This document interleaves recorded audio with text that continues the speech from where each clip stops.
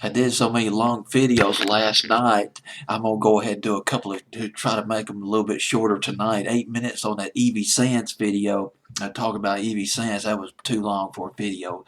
Let's go ahead. One more night. Outsourcing Billboard's Hot 100 of October the 11th, 1969. Then a couple of nights. I'm gonna move on into the 70s. But boy, speaking of the 70s, we get into the fall of 1969.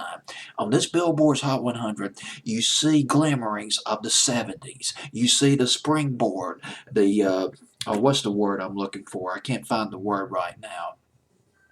Not a springboard, the foundation being set for the 70s. You had Funkadelic, played a song by Funkadelic for this Hot 100 from 69. There was Grand Funk Railroad, their first charted hit in 1969. Now, Kool and the Gang. That's right, Kool and the Gang with their first charted hit, a harbinger of things to come, but their first hit, an instrumental back in the fall of 1969, coming in on Billboard's Hot 100, October the 11th, 1969 at number 84. It jumped from 93 the previous week. Kool and the Gang with Kool and the Gang. Briefly, Kool and Gang, they undergone an immense evolution over the years. We're talking about a jazz band, basically started out as a jazz band, and then they moved to funk and R&B, and then they graduated to this they still carried the funk sound with a pop sheen thrown right, just lathered, smothered, layered right on top of it. Songs like Celebration, Emergency, Misled back in the 80s. But we're in 1969 now. They were originally known as the Jazzy-Ax. Jazzy-Ax. They formed in 1964 in New Jersey. Up in New Jersey, but they were formed by 13-year-old Robert Bell and his brother Ronald. They hooked up with five high school friends, and they initially they did call themselves the Jazzy-Ax at first. They were really into Miles Davis, and they also performed with people like McCoy Tyner, Leon Thomas, obscure people to the general public, but if you're into jazz, you're probably familiar with these artists. McCoy Tyner, a jazz piano player, and also Leon Thomas, an avant-garde jazz singer. They played with them, Jazzy-Ax did. Then they changed their name to Kool and the Flames. That was in 1967. But then later on, a couple of years later, they changed their name to Kool and the Gang, and they released their first album in 1969.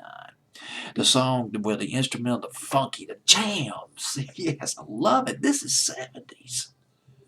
This is 70s right here.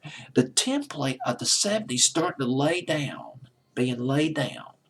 The foundation, like laying concrete down or asphalt down for a driveway or a shopping mall, laid down in the fall of 1969.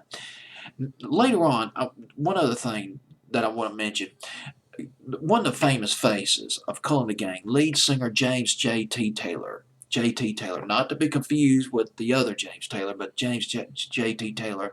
He joined the band in 1978 and became lead singer in 1979. Probably one of the most famous faces of Kool and the Gang. He sang lead on Celebration, Emergency, let's see, Ladies Night, that was in late 1979. Misled, Fresh in 1985, and there are several others I can't think of right now. But Kool and Gang, really huge in the 80s, but it all started in the 60s, 1969, from their first album. This is Kool and the Gang with Kool and Gang, and it went as high as number 59 on Billboard's Hot 100. But you got to start somewhere. On Billboard's Hot 100, though, for 12 weeks. Not bad for a tune that did not go top 50.